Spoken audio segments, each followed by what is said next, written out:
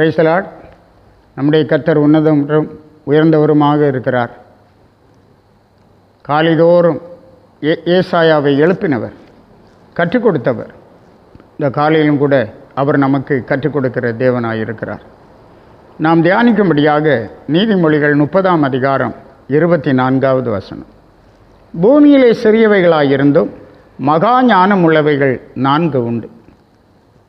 மகா ஞானம் உள்ளவைகள், ஆனால் பூமியிலே சிறியவைகள் என்று பார்க்க, மற்றவர்களால் இவர்கள் மதிக்கப்பட மாட்டார்கள். பூமியிலே சிறியவர்கள், இவர்களுக்குரிய ரெஸ்பெக்ட் இவர்களுக்கு கிடைக்காது. ஆனால் அவர்கள் மகா ஞானம் உள்ளவர்கள் என்று சொல்லப்பட்டிருக்கிறது. அதற்காக 3 காரியங்களை சொல்லுகிறத பார்க்கிறோம். ஒன்று எறும்பு. நம்ம எல்லாருக்கும் தெரிந்தது. அதை எறும்பை குறித்து சொல்லும்போது அற்பமான ஜந்து என்று சொல்லுகிறார். ஆம், எறும்பு எவ்வளோ அற்பமான ஜந்துவாக இருக்கிறது. ஆனால் அதற்கு ஒரு ஸ்பெஷாலிட்டி இருக்கிறது. கோடை காலத்திலே தனக்கு ஆகாரத்தை சேர்த்து வைக்கிறது. எறும்பு கோடை காலத்திலே தனக்கு வேண்டிய ஆகாரத்தை சேர்த்து வைக்கிறது. அற்பமான ஜந்து தான், ஆனால் மகா ஞானம் உள்ளது. குளிமுசல் கண்மலையின் மேல் வீட்டை கட்டுகிறது.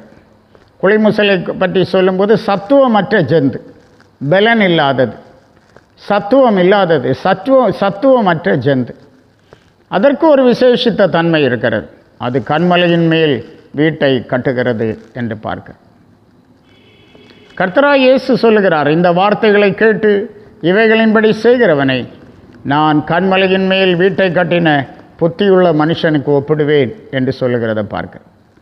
பெருமழை சொரிந்து பெருவெள்ளம் வந்து அந்த வீட்டின் மேல் மோதியும் அது விழவில்லை என்று ஆண்டவர் சொல்லுகிறார். பூமியிலே சிறியதுதான், சத்துவமற்றதுதான், ஆனால் மகா ஞானம் உள்ளது இந்த குளிமுசல் என்று நாம் பார்க்கிறோம். அடுத்தபடியாக வெட்டுக்கிளியை குறித்து படிக்கிறோம். வெட்டுக்கிளிக்கு ராஜா கிடையாது, ஆனாலும் அது பறக்கும்போது பவுஞ்சாய் பறக்கிறது.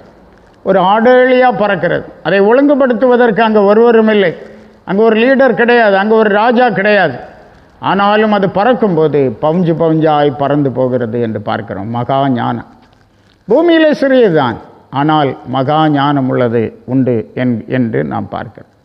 இந்த நாட்களில் நம்முடைய வாழ்க்கையில் கூட ஆண்டவர் நமக்கு விசேஷித்த ஞானத்தை தந்திருக்கிறார். பூமியிலே ஒருவேளை நாம் சிறியவர்களாக இருக்கலாம், மற்றவர்களால் கனப்படுத்தப்படாதவர்களாக கூட இருக்கலாம். ஆனால் நம்மிடத்தில் ஒரு விசேஷித்த தன்மை இருக்கிறது, ஒரு விசேஷித்த காரியம் இருக்கிறது. அதுதான் மகா ஞானம். அதற்காக பிரசங்கி ஒரு சம்பவத்தை சொல்லுகிறத நாம் பார்க்கிறோம். 9வது அதிகாரம் 14 முதல் 2 வசனங்கள். ஒரு சிறு பட்டணம் இருந்தது. அதிலே இருந்த குடிகள் கொஞ்ச மனிதர். அதற்கு விரோதமாய் ஒரு பெரிய ராஜா வந்து அதை வளைந்து கொண்டு அதற்கு எதிராக பெரிய கொத்தளங்களை கட்டினான். ஒரு சிறு பட்டணத்துக்கு எதிராக ஒரு பெரிய ராஜா வந்து பெரிய கொத்தளங்களை அதை வளைந்து கொண்டு கட்டினான். அதில் ஞானமுள்ள ஒரு ஏழை மனிதன் இருந்தான். அவன் தன் ஞானத்தினால் அந்த பட்டணத்தை விடுவித்தான். ஞானமுள்ள மனிதன் தன் ஞானத்தினால் அந்த பட்டணத்தை விடுவித்தான்.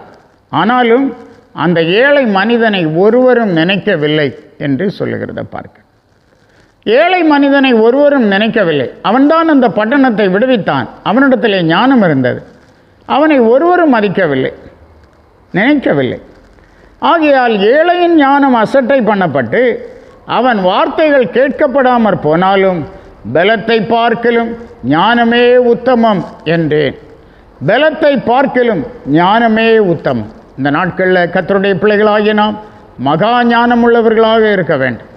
தேவன் நமக்கு தந்திருக்கும் ரட்சிப்பை காத்துக்கொள்ளும்படி மகா ஞானம் உள்ளவர்களாக இருக்க வேண்டும். இந்த உலகத்தில் கரைதிரையற்றவர்களாக வாழும்படி மகா ஞானம் உள்ளவர்களாக இருக்க வேண்டும். இந்த நாளில் கர்த்தர் அதற்கு உங்களுக்கு உதவி செய்வாராக. ஜெபிப்போம். ஆண்டவரே, உம்மை துதிக்கிறோம், ஸ்தோத்தரிக்கிறோம். ஒரு காலத்தில் தேவனை அறியாதவர்களாக அஞ்ஞானிகளாக இருந்தோம். ஆனால் இன்றைக்கோ மகா ஞானம் உள்ளவர்களாக ஆண்டவர் உம்முடைய பிள்ளைகளை மாற்றி இருக்கிறீரப்பா.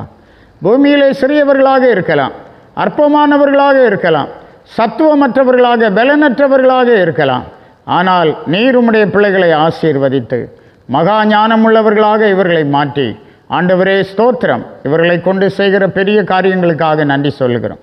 இந்த நாளிலும் கூட கர்த்தரால் இவர்கள் ஒவ்வொருவரும் பலப்படுத்தப்படட்டும். ஆண்டவரே, என்னை பலப்படுத்துகிற கிறிஸ்துவினாலே எல்லாவற்றையும் செய்ய எனக்கு பலன் உண்டு என்று பக்தன் சொன்னது போல இவர்கள் கர்த்தருக்காக மகிமையான காரியங்களை செய்தெடுக்க கிருபைதார் ஆசீர்வதி.